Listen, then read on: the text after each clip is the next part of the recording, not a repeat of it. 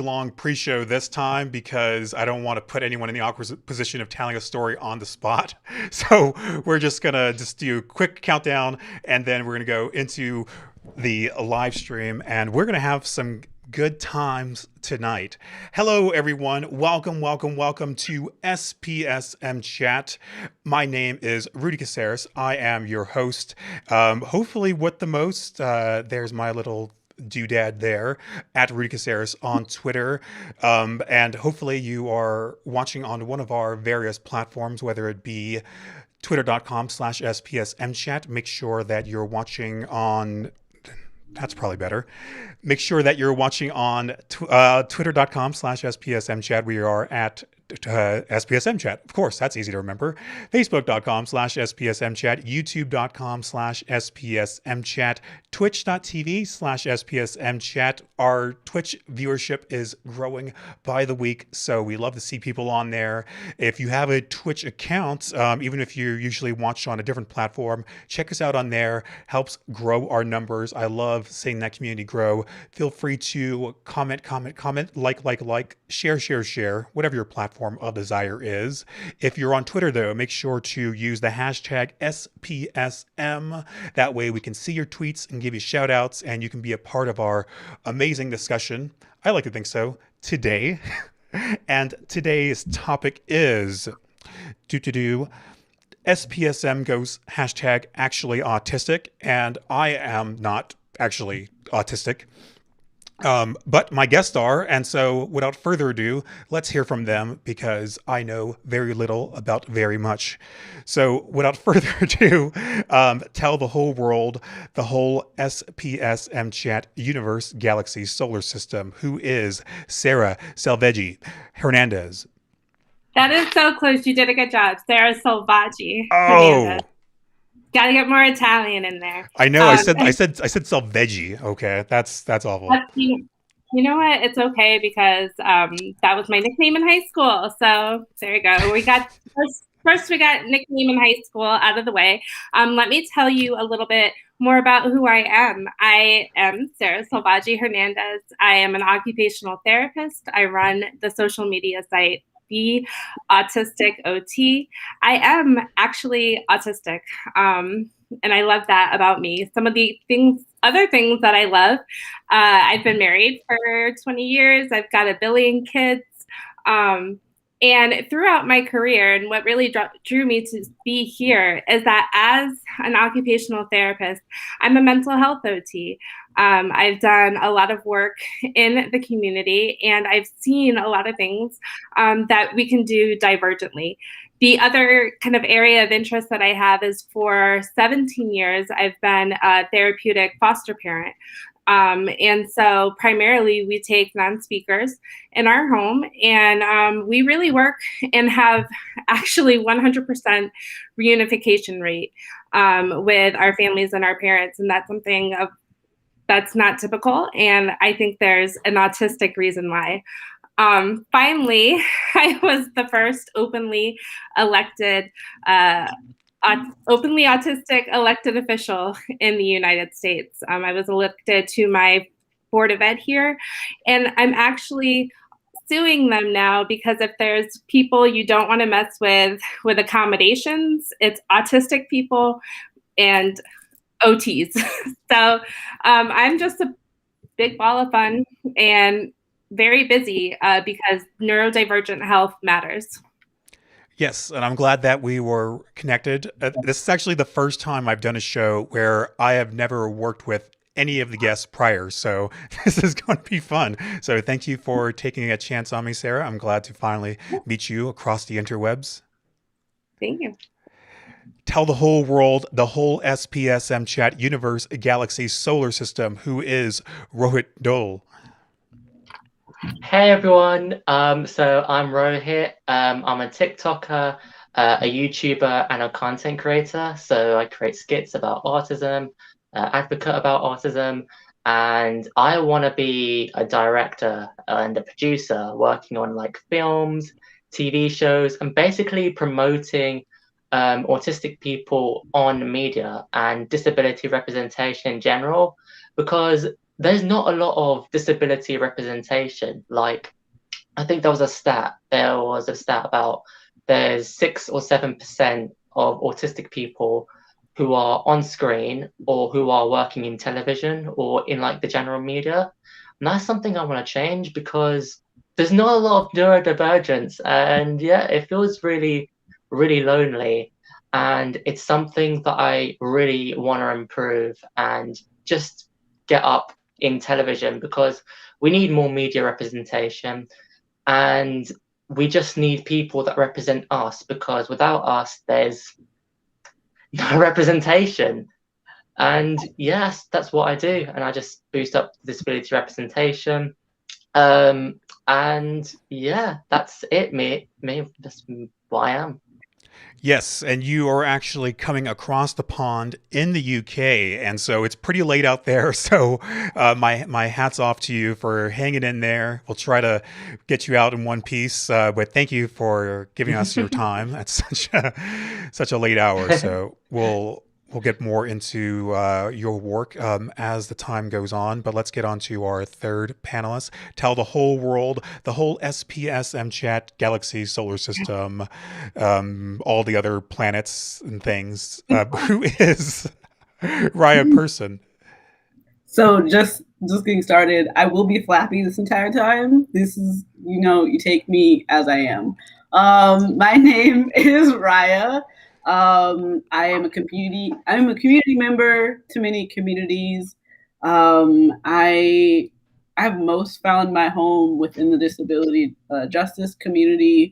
I center a lot of my energy around autistic BIPOC, amplifying the importance of play and stimming, as well as just like overall community collective organizing, and just like what does it mean to I've really been enjoying exploring deeper with community, like what does it mean to exist without cops, and how does that look sustainably both within as we're providing each other online support, as well as bringing those same principles into our communities and disabled and autistic communities offline.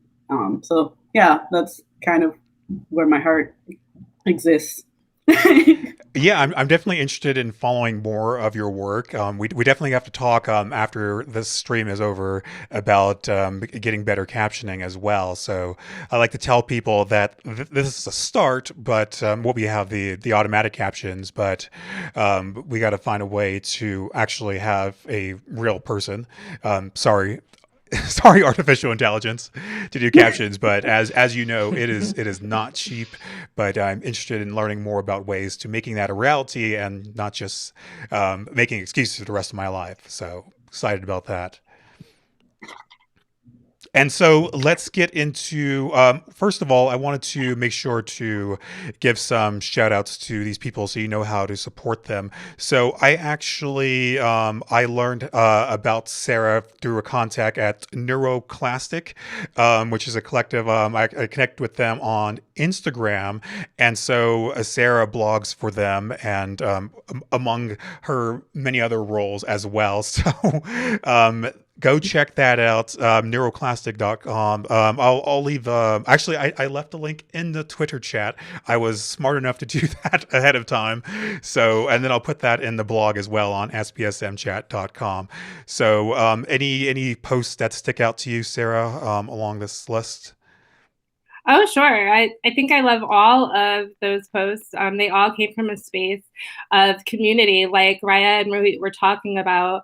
The representation is so key. And one of the things, like right there, the suicide prevention, the autistic occupation edition, the reason that I wrote that article and the reason why it was so critical for me was that I saw the ways that we were engaging in the things that we needed to do and the things that we wanted to do were in a very regulated space, meaning regulated to be neuronormative. And that is the wrong way for autistics. Autistics need to be autistic. And that means we move the way we move, we communicate the way that we communicate, we play the way that we play, we love the way that we love in the ways and the amounts and the intensities that we want to love in. And I don't find that in especially autistic literature. And they talk about really having us calm down, be still. And we know, oh, here we go. GIF overload. So, sorry for the distraction. You know what? That's a very good thing for feedback, because it is distracting when you have all that visual. But something that I like in the way that I communicate is through GIF. I communicate through GIFs, I communicate through memes, I communicate through emojis. And so when I have something I want to say, it needs to be heard in the ways that I communicate. And that's not reflected in the field. That's not reflected in representation. So it's so cool to see people out on TikTok, just in all platforms living their life. And I'm excited to be a part of it. Yes, no, I'm glad that you are part of this, and keep on writing. Look forward to reading more. Rohit had mentioned that you did TikToks, and so just wanted to give a shout out to that. What is your name on neurodiverse _ dimension? Is that correct? Oh, they're gone. I mentioned before that Rohit was it's late and they're also having some power issues, but hopefully they can rejoin us and we can get going. So, but definitely go check out Rohit on TikTok as well. A lot of cool stuff about autistic issues that it's exciting to see people like that on TikTok. Okay, so let me bring Rohit back on. There you go. Sorry about that. We're just watching you on TikTok. That's totally fine. Awesome. Cool. So, anything else you want to mention about your TikTok while we have you playing on here? Any other, because you have like a few different series as well on your TikTok. Yeah, it's a good point actually, because I do have a lot of them, and most of them are just skits. So I make little short films on how autistics are represented in like today's world. Like I think I did one about eye contact, because most of us don't really look directly at you or at the screen. As you can see, like I'm looking up instead of down or straight at you. And just doing stuff like eye contact, loud noises as well, stimming. Like I love stimming. Stimming is just like, it's not like a superpower, but it's something that I really like doing. And then just advocating for autism and just teaching people about really important subjects like first person and versus person first language as well. And I just think all of this stuff is really critical, especially for someone who wants to learn how to treat autistic people correctly and learn about autism as a whole and in general. Cool. So go check that out. Just wanted to make sure that people can say a little clip of that just to give them an idea of what to expect. So, and thank you so much for hanging in there with us. I know there's a lot going on. Riah, we didn't forget about you as well. First and foremost, you deserve to be monetized for your work. So I would pledge right now, but I don't want people to see my financial information. But definitely go check that out. Patreon.com/LilyRiah. So thank you so much to Laz for putting that in the Twitch chat. I put that in the Twitter chat as well. So if you go to twitter.com/SPSM Chat, you also have a little campaign on your blog called #StayStimmy. Care to go into a little bit more detail of what that is about? I will start off by saying writing is not my strong point. I am working on it. I'm actually in the process of consolidating some of the tweets I feel that make really good points, and then taking the ones that have common themes and putting it into one blog post.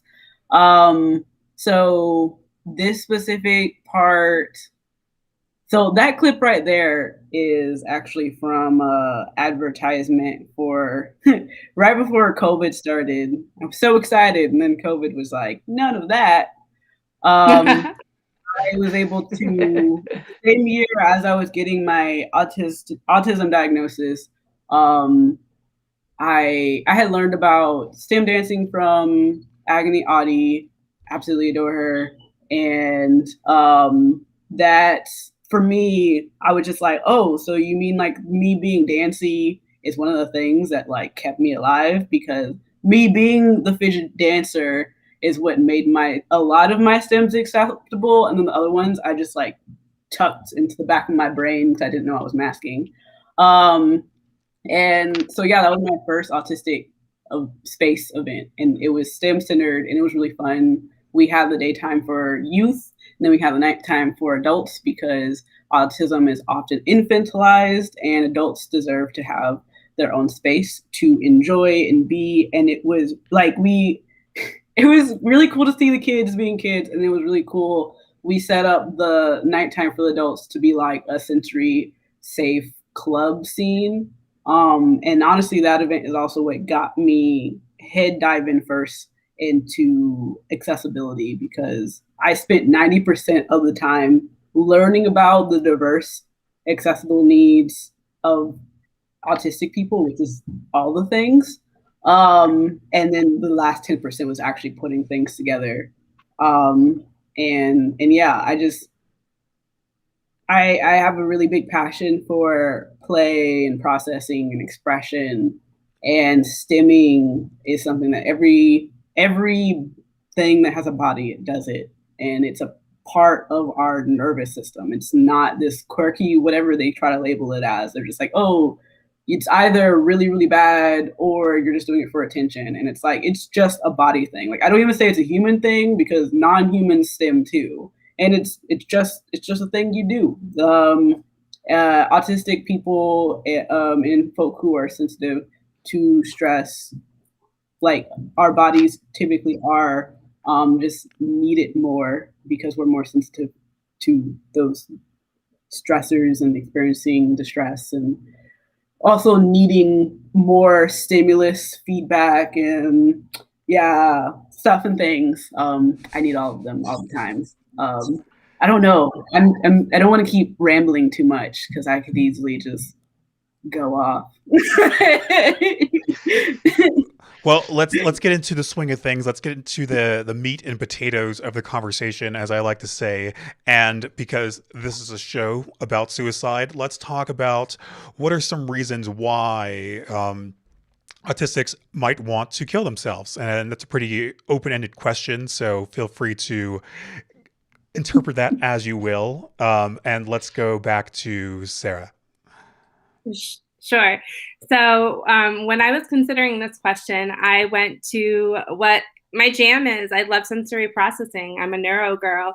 I love the way the brain works, and I love the way the autistic brain works. And one of the things when I was considering about why somebody who is autistic might want to commit suicide, that kind of came to me, and it keeps coming to me, is that autistic people, neurodivergent people, actually have what's known as reduced visual imagery, meaning that we can't really picture what something looks like unless we've seen it before, unless we've had it modeled for us, unless we're actively doing something.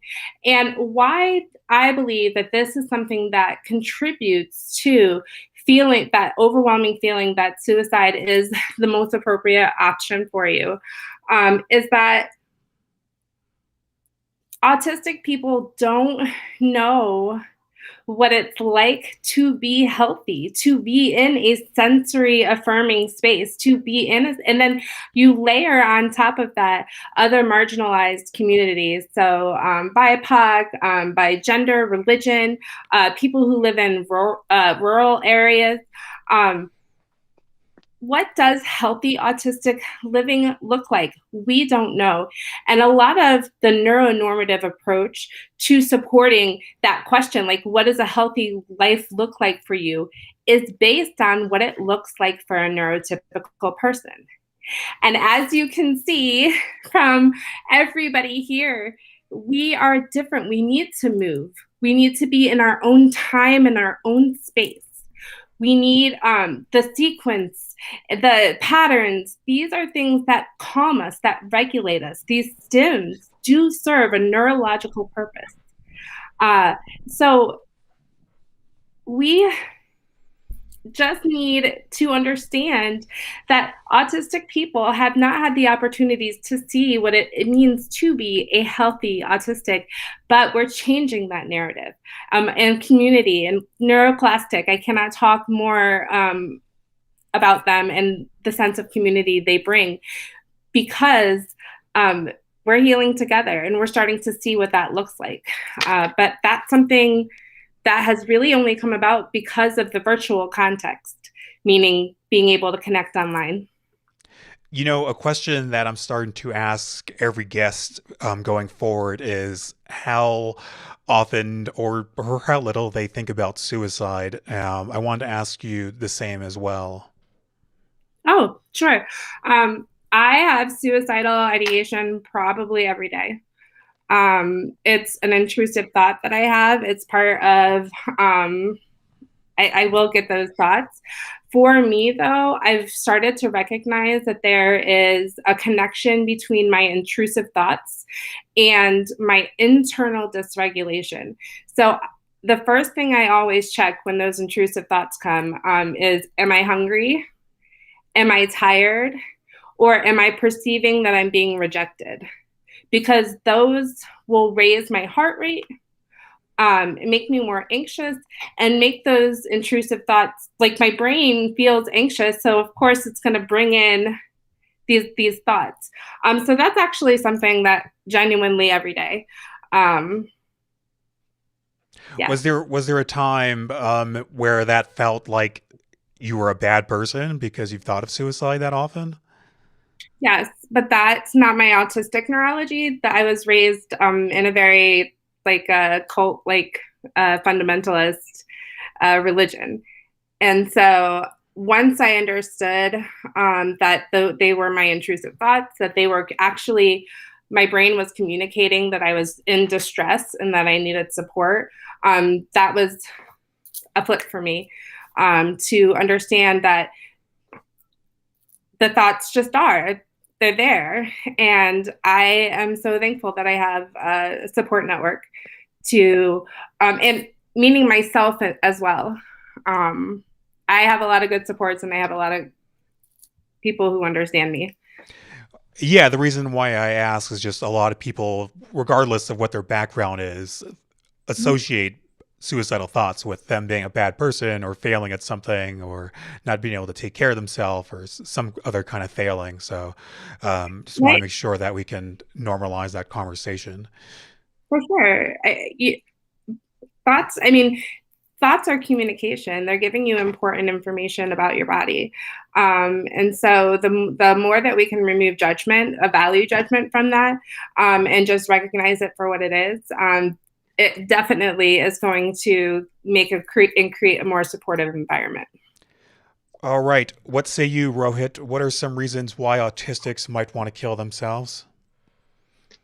I think it comes down to a lot of things, like the point Sarah made about healthy eating. I remember a time, or plenty of times actually, when I was like, am I hungry or do I really want to eat? There'll be times that I just don't want to eat because I don't know, I just don't really feel like eating. Or there would be times that like I don't want to live on this planet, or I hate that what people think about me. And that all comes internally and all comes from internal thoughts, and it all builds up. And eventually, my heart or the bones in my body start to ache, and then it all starts to burst. And that's when it gets real and it hurts to see how much, how many little things can build up to one thing, like not eating properly, people telling you to eat this or to eat that or to eat more, people making up things about you. And it's just how our brains work. Sometimes we don't really see, or most autistic people don't see what's coming until, wow, it just hits us just right in the head.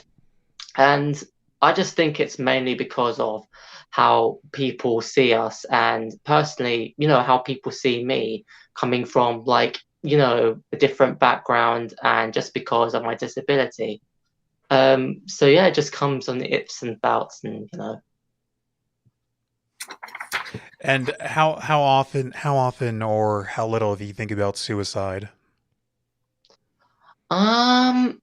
Not often, but sometimes it can come in like bouts and spits. So sometimes it can come rarely, but sometimes it can be very often. So I think yesterday I just had like a feeling like I didn't want to be on this planet anymore, only because I had those internal those thoughts of not eating properly, the thoughts of I just don't want to be here, and I just felt really, really burnt out. And I just felt like no one, likes you. Or it was like my brain telling me that, oh, no one likes you because of this, or you shouldn't be doing this because of this. It's like not someone else telling you, but it's like your internal thoughts telling you one thing and the other, which just makes it so much worse. So I'd say it comes every fortnight, maybe every 2 weeks, but it's more or less there. Yeah, and the thing, it's just because someone thinks about suicide, that could just be very briefly. Just think about like, oh man, I wish I was dead right now, and then move on with their life. That doesn't mean that they're in a state of crisis or needing intervention or what have you. So important to discuss. So thank you for sharing that, and let's get on to Riah. Glad you're here. What are some reasons autistics might want to kill themselves? I think you're muted.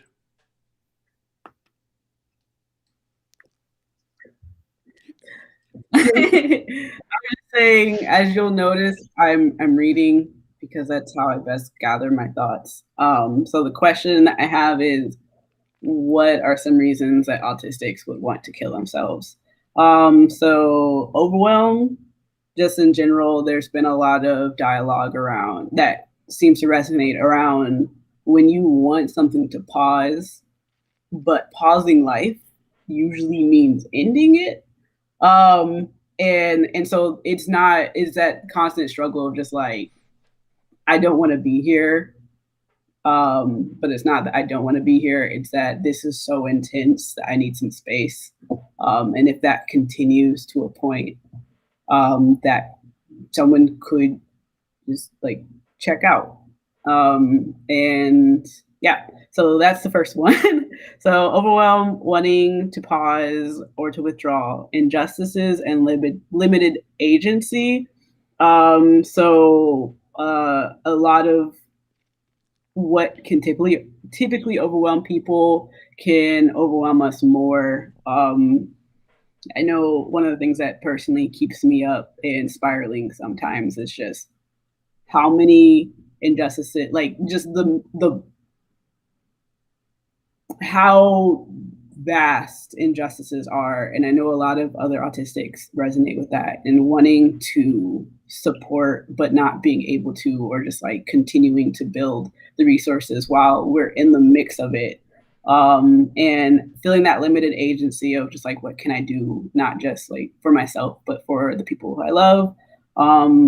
And there's a lot of influences of classism, since autism being being a disability, and so there is research on autistic people less likely be able to sustainably hold jobs, and so there is the financial aspect where people could just be sincerely financially struggling and they need those supports, and that can also then lead to burnout, and anybody who has experienced autistic burnout would suggest you don't.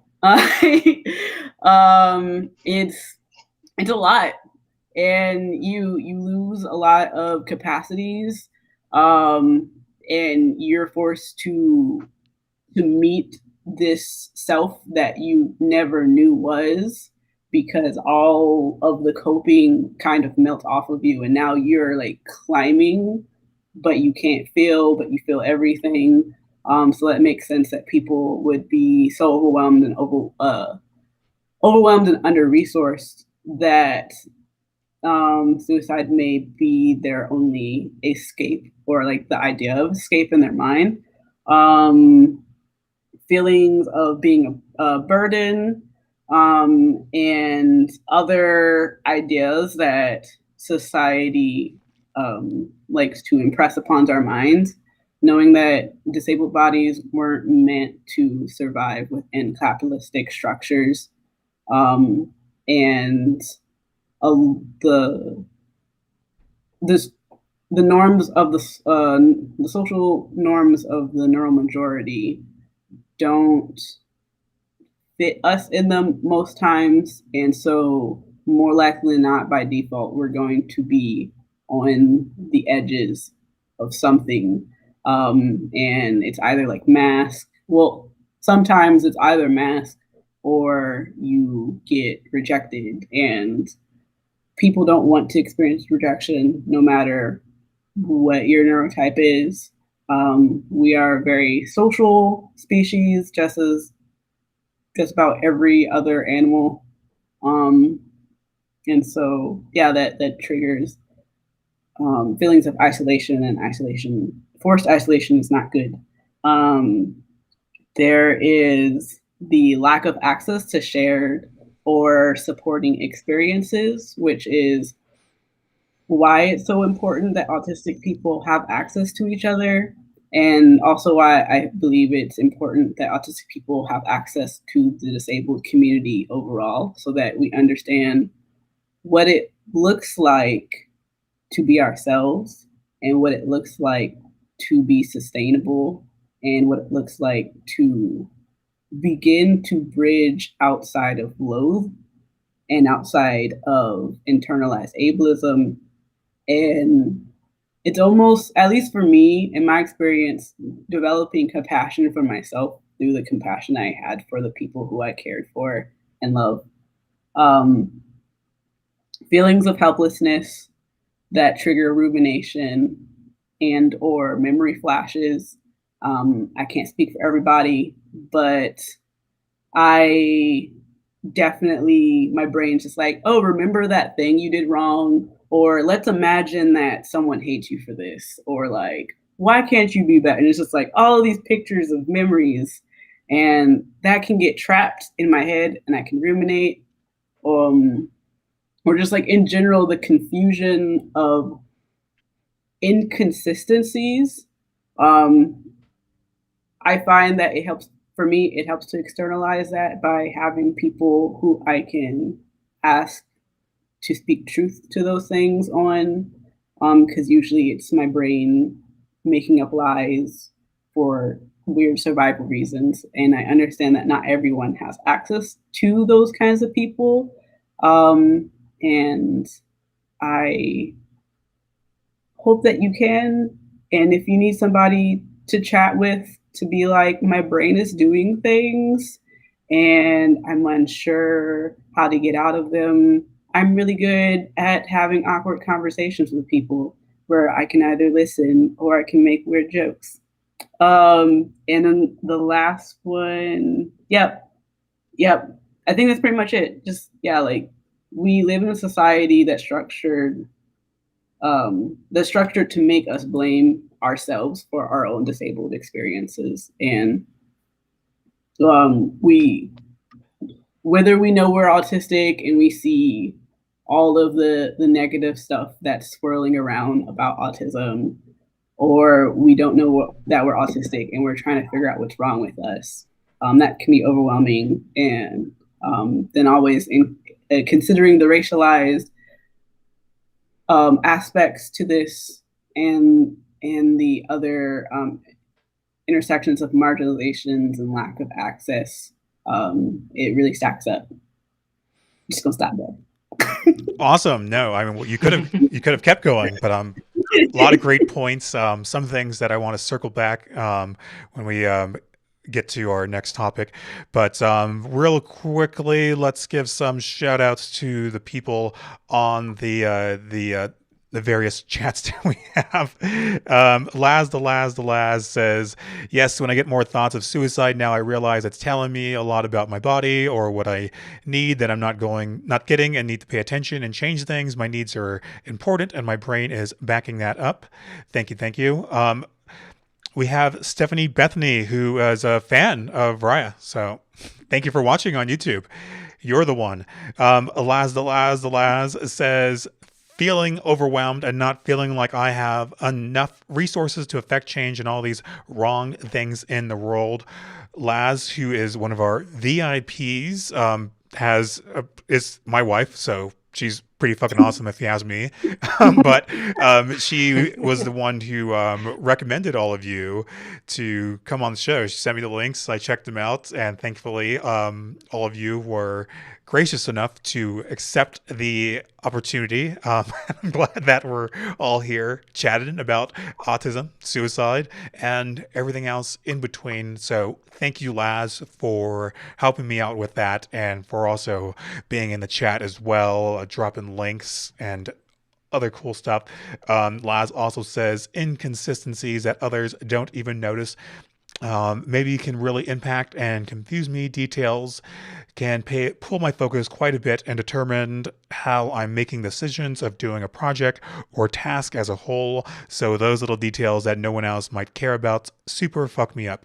Okay, and then you had something on the Twitter says, too much everything and no reprieve. There were also so many times that I've been going along trying to do what I think is correct after gathering all this information, navigating a job, school, or new environment, to just suddenly have the floor fall out. So distressing. Okay, so I think we're all caught up with that. And so I wanted to talk further about discrimination, especially things like the the added impact of racism, but also ableism, lack of accessibility, the harmful effects of ABA therapy, not being believed, being told that you're too high functioning to be autistic or not deserving of accommodations. But that's enough about me. I think I've given you all enough to chew on. So let's go back to Sarah and let's talk about forms of discrimination.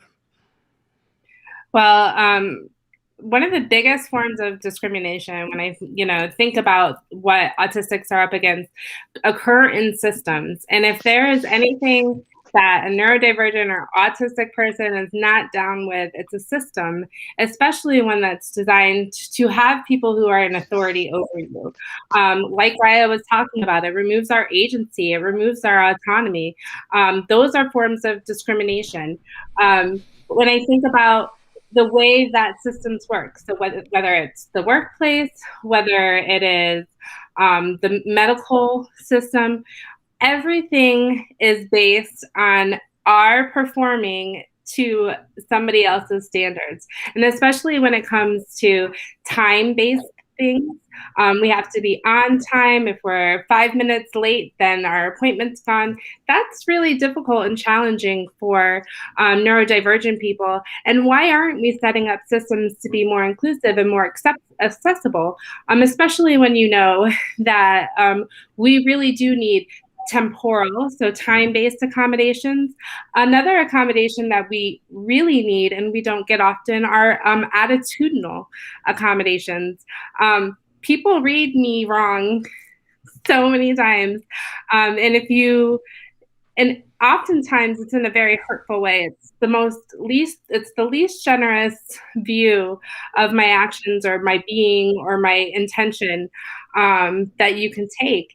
And I think that it's just really important to have a space where people are putting aside their ego and they're putting aside their neuronormative standards for social interaction and remembering that I'm an autistic person and that I communicate differently.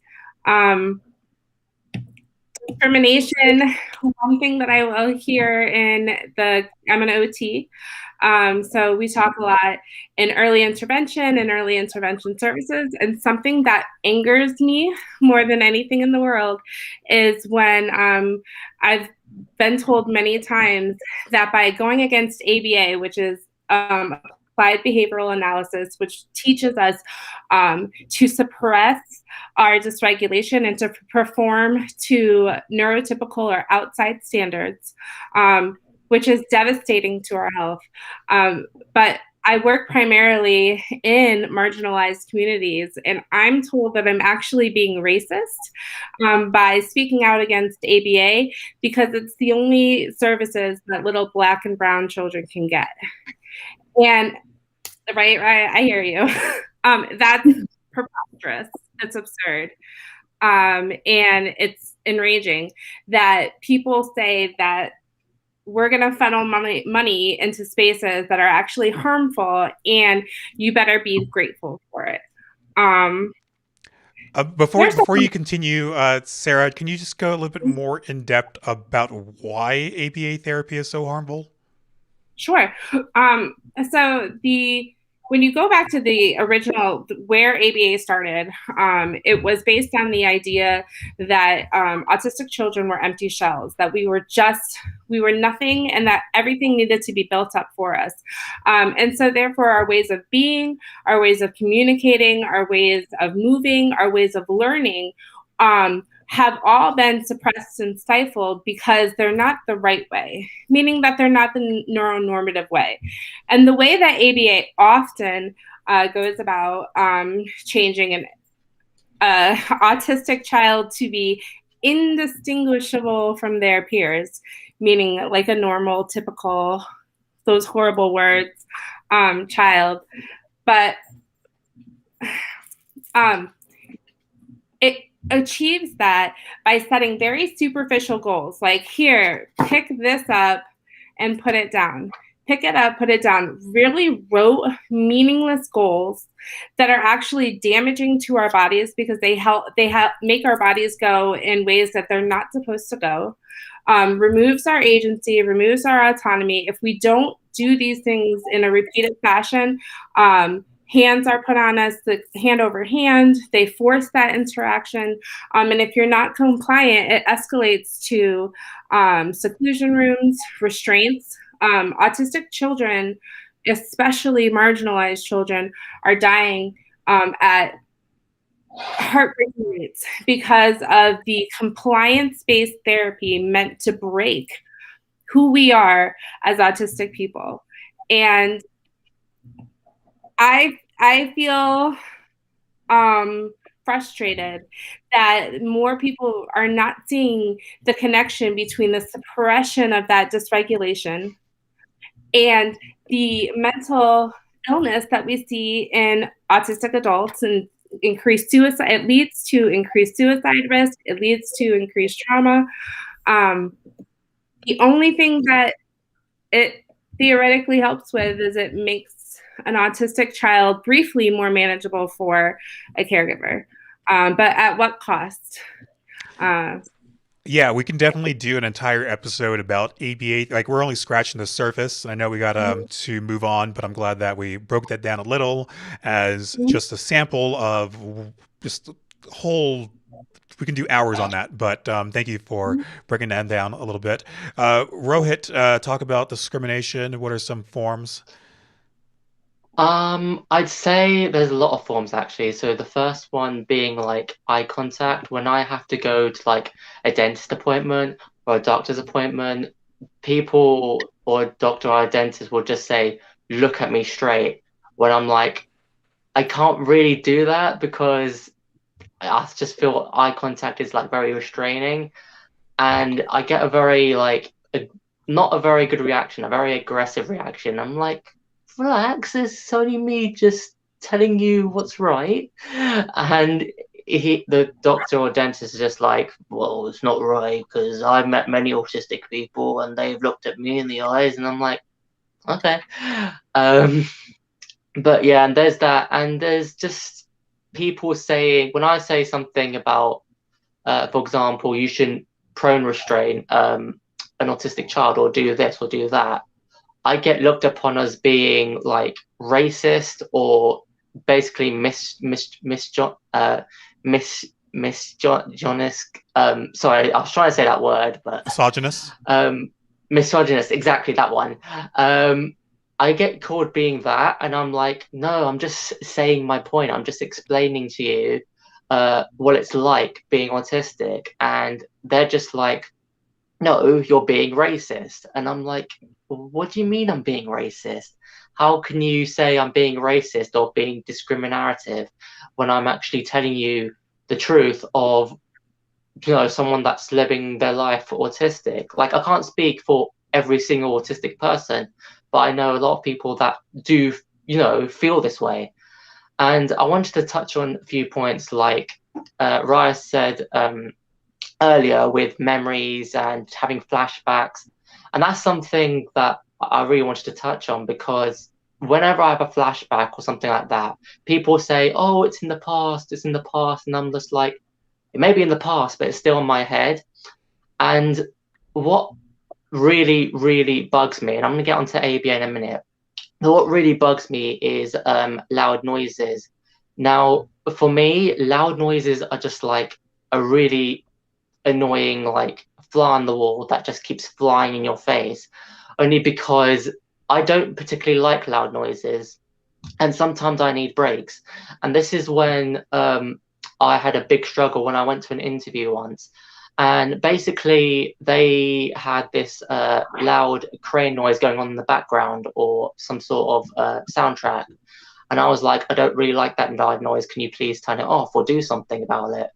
And they said, no, it's part of the interview. It's completely fine. I was like, I'm very prone to loud noises, so I need you to do something about it. Adhere to my accommodations.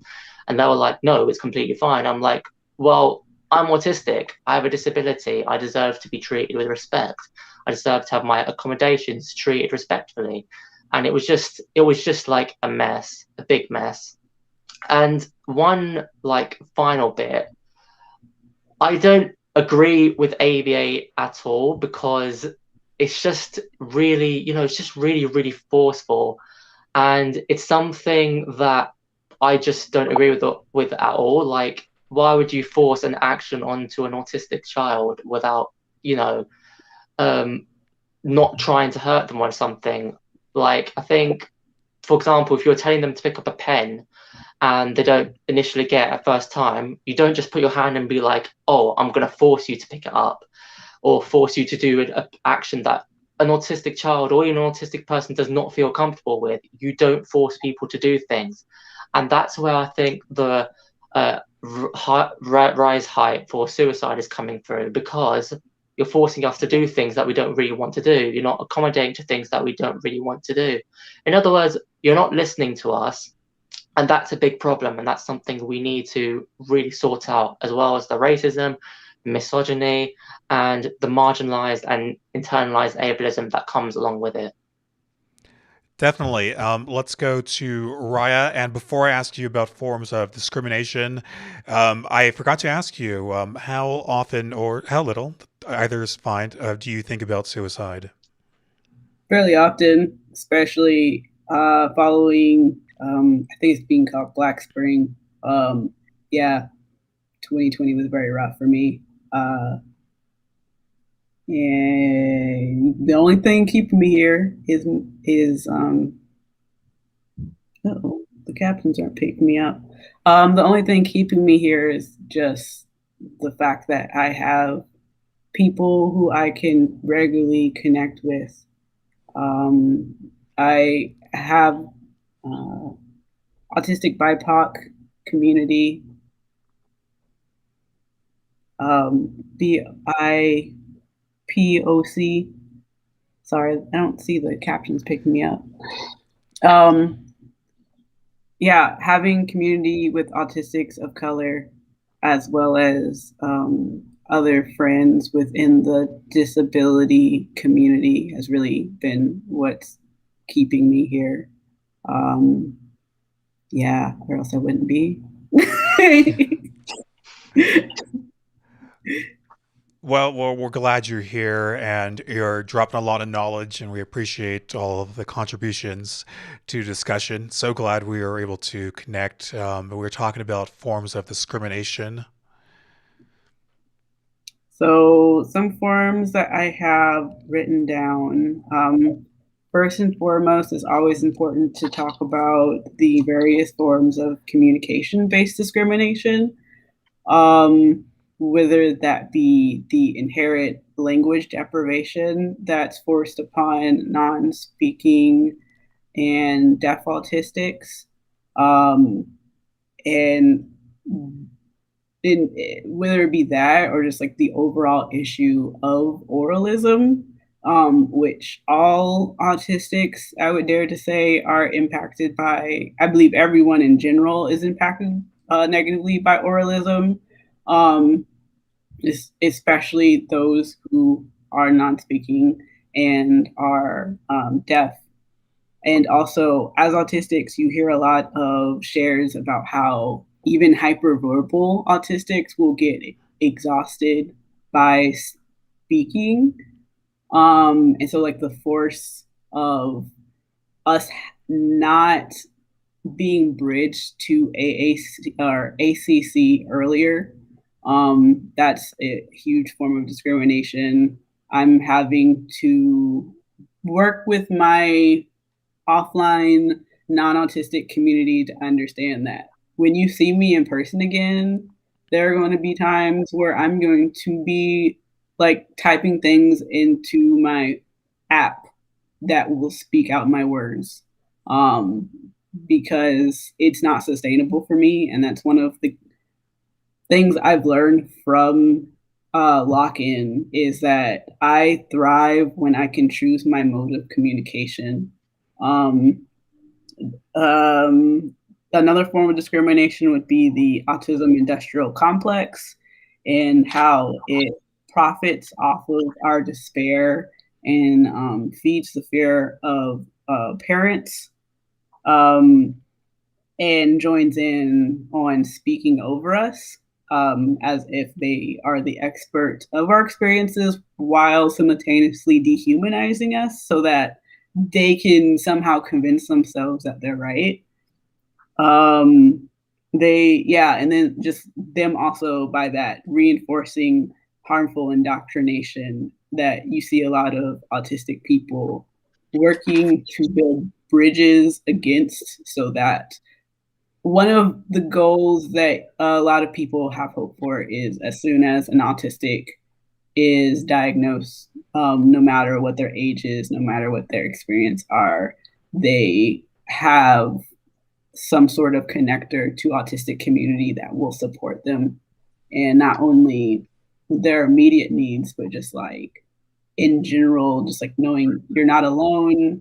There are people who are willing to fight with you, and for parents, if like when you get tired, because I believe that parents also experience oppression by proximity, because we experience ableism directly, and then our parents experience that by proximity to us, because while they're fighting for us to have access to the things we need, they're also going through those oppressive systems. And that's exhausting. And then just in general, the stigmatization of the things that we need and the ways that we are, and how us being by default can be registered as other, and sometimes other can risk your life. And so navigating that, trying to not get shot. And then my quick comment on ABA is the fact that I always repeat this: ABA functions against the natural and important neurodevelopmental process of children.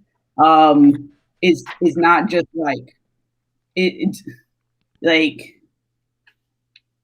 I'm not even going to go into that rabbit hole, but so yeah, it functions against the neurodevelopment of a child. It has no sustainable function, and I'm excited for how there's starting to be research to, because we have anthologies of information, but I'm starting to see research that's starting to form around stuff like that, and in a lot of ways, you're training kids to be more groomable, and you're punishing kids for being disabled. Again, re-acknowledging that the groups that are most harmed by ABA are non-speaking autistics, especially those with motor disabilities. Yeah, it's not good. Yeah, and again, like this is definitely a subject we could talk about for a very long time, but I'm glad we were able to address it in this conversation. Thank you all. Before we get into final thoughts, I just wanted to give some more shout outs in the chat. Again, Stephanie, Bethany says on YouTube, and Sarah, love you all. Thank you. I appreciate that. Hey, Sarah, Stephanie, if you want to be our best friend forever and make my lights go off in the background, subscribe to us on YouTube. And that goes to anyone else there watching as well, even if it's later on the day, later on the week, later on the month. I always love it when people comment on the YouTube videos much later. Every now and then I go back to read old comments. So if you're watching us from the future, hello, I'm glad we all survived. The future. Dr. Bo, I appreciate it. I'm glad you found this again. Says set up inclusive systems for equal accessibility. Definitely. And Stephanie can't believe they would say that concerning the ABA thing. I believe Stephanie was referring to it being racist. I noticed that you had an immediate reaction to that, Riah. What was going on in your head when you heard that story? I take that personally. For me, like I instantly was just like, let me send her a message because like it and so another Twitter ad is coming to my brain, but I'm not able to remember it right now, and I'm trying to think quickly. But just the fact that marginalized people are more likely to be put into systems that would like the autism industrial complex is also a funnel to prison. So like it's the same structure as the prison industrial, like the school to pipe, all the fancy terms, the school to prison pipeline. It takes a lot to get the resources to undo, even if that resource is community and connection, to undo the trauma that ABA puts onto you. So the fact that people are like, you're racist for denying my child ABA, when we know that ABA, on top of the racialized trauma that we experience, is only going to make that worse. And yeah, we could that could bloom into something else, but I'm just going to leave it at that. Yeah, definitely. Stay tuned for a future episode on ABA. We'll definitely address that. Dr. Bo says when someone says they deserve to be accommodated. Come on, to be accommodated. There we go. For the disability, and people just shrug you off as ableist. Oh, I've met someone like this before, and they were not like you. Respect is a minor accessibility as well. See if any other. Oh, yeah, we had a comment on the Twitter chat as well. So there we go. Callan A. Seymour, sorry if I'm butchering that, says one of the speakers just stated that individuals with autism don't always see the quote unquote buildup of things, but feel heavily impacted by the result. I will take that with me in my future work. And you are one of the social worker students, so hopefully you're getting credit for this. Thank you for joining us. I know it's Oscar night, apparently. So keep the conversation going. Feel free to keep tweeting and using the hashtag SPSM throughout the week as well. I love checking in on that conversation. So let's get on to final. Oh, yeah, sorry. Riah. I did want to comment as they're taking that, also just like acknowledging that there are differences from like different people's experiences. So inquiring how different autistic people interpret the world, because I personally didn't resonate with it, but it can definitely resonate with others. So just acknowledging that we are a diverse experience. That's all. Yeah, definitely. So let's get into final thoughts, and let's go back to Sarah and take this opportunity to address anything that you may have forgot or haven't had a chance to address yet, or any resources you want to give shout outs to, organizations you want to promote. The floor is yours. Okay, thank you so much again. And I have three things that I go back to. And the first one is validate your sensory needs.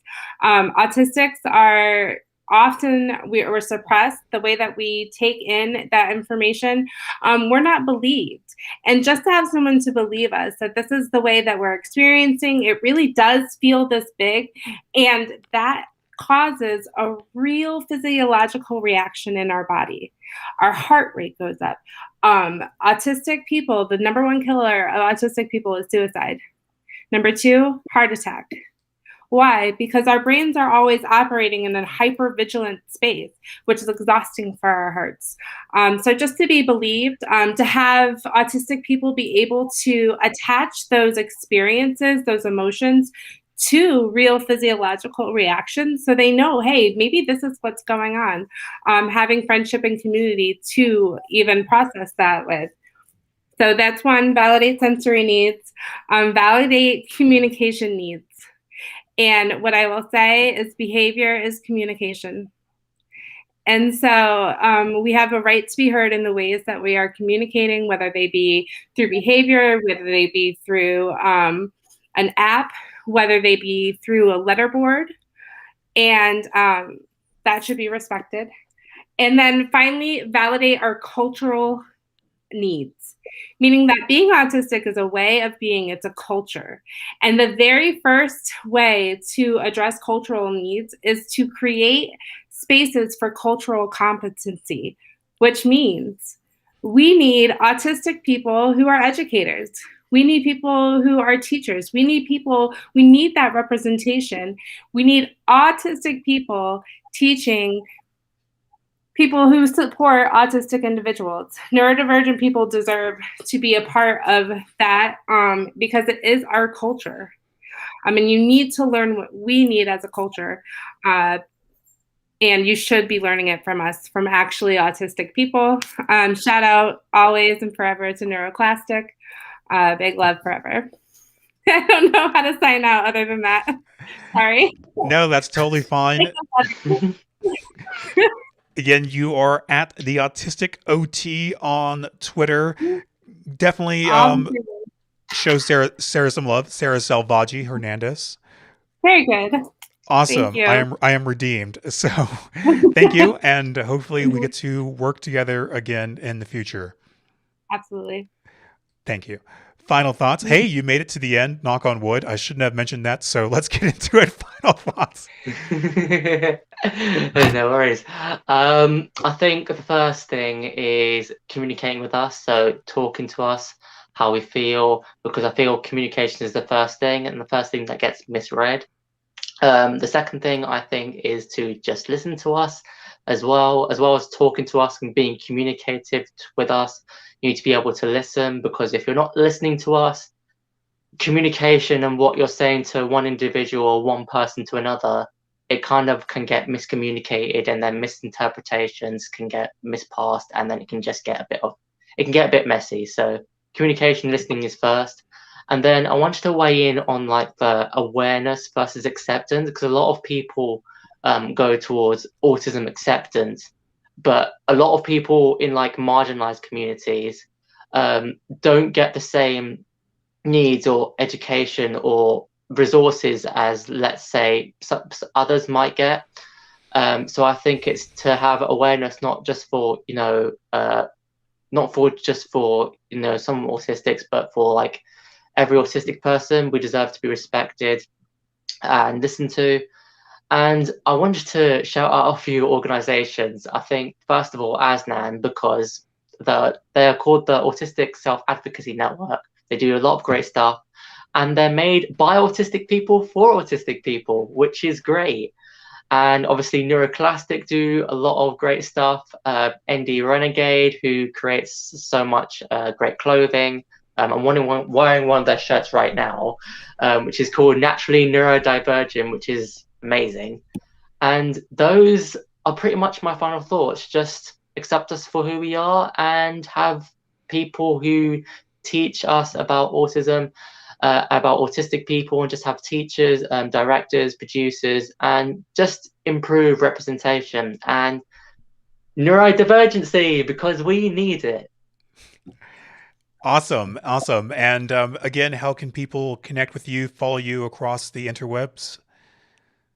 So you can find me on Instagram on neurodivergent dimension, neurodivergent_dimension, sorry. You can also find me on TikTok, YouTube. My name is Rohit Doel, ROHITDOEL, and Twitter and all that jazz. Thank you. I definitely want to go check out your TikTok. I don't have an account yet, but you might have pushed me over the limit. We might have to have an SPSM TikTok account. I don't know what that would look like, but we'll get there. Hey, we had a Snapchat account at one time. Okay, so we dabble in all kinds of different platforms. So again, thank you. Glad you were able to make it. I know it's late, so we're gonna wrap this thing up. But I appreciate you giving us your time and offering words of wisdom.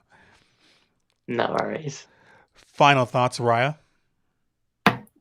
First and foremost, joy is radical. Joy is that they just keep pushing. As hard as that can sound, just like when you can have joy, that's resistance to the oppressive structures. And when you can't, that's also okay, because there's a lot going on always, and joy isn't accessible for everybody's bodies, minds all the time.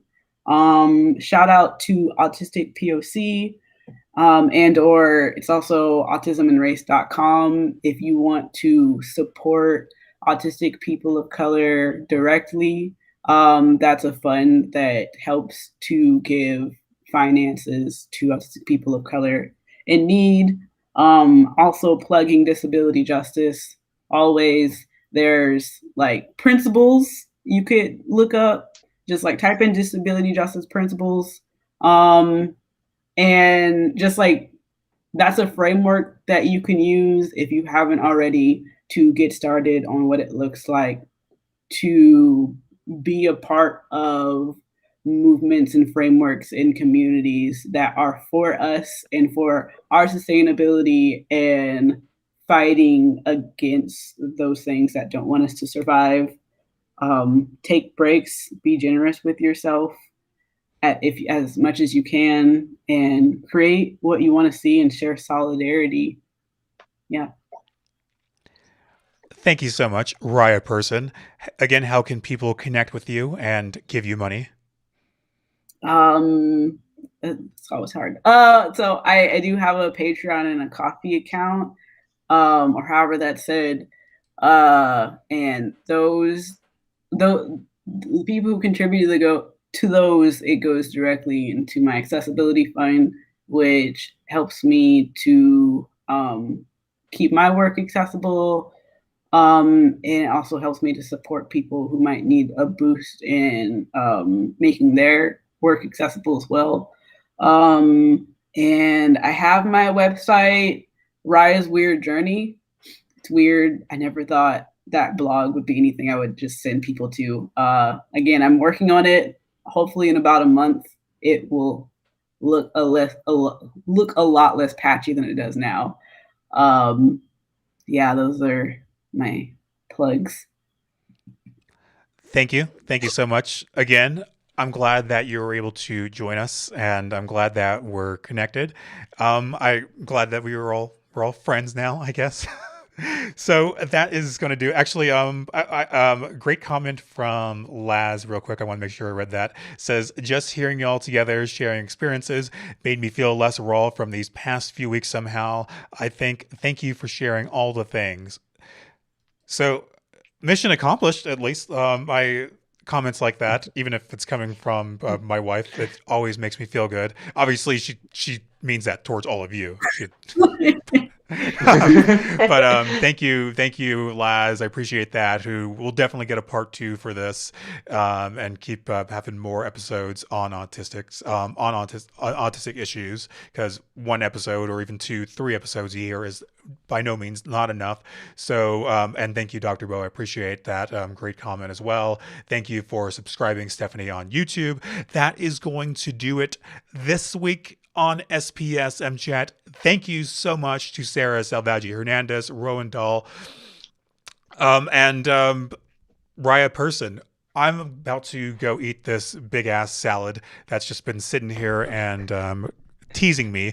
So that is going to do it for this week. Of course, you can always follow us throughout the week, throughout the month, throughout the year on all of our platforms, including facebook.com/SPSMchat, youtube.com/SPSMchat, where you can also see all past episodes going back years and years and years. Twitter.com/SPSMchat. We are, of course, at SPSMchat. I'm at Rudy Caseres on Twitter. Twitch.tv/SPSM Chat, and you can go read the blog, which is already up, but I will add some additional links that we talked about on SPSMchat.com. So I will let Riah give us the sign off for this week. So Riah, sign us off in however way you see fit. All right. Stay awesome.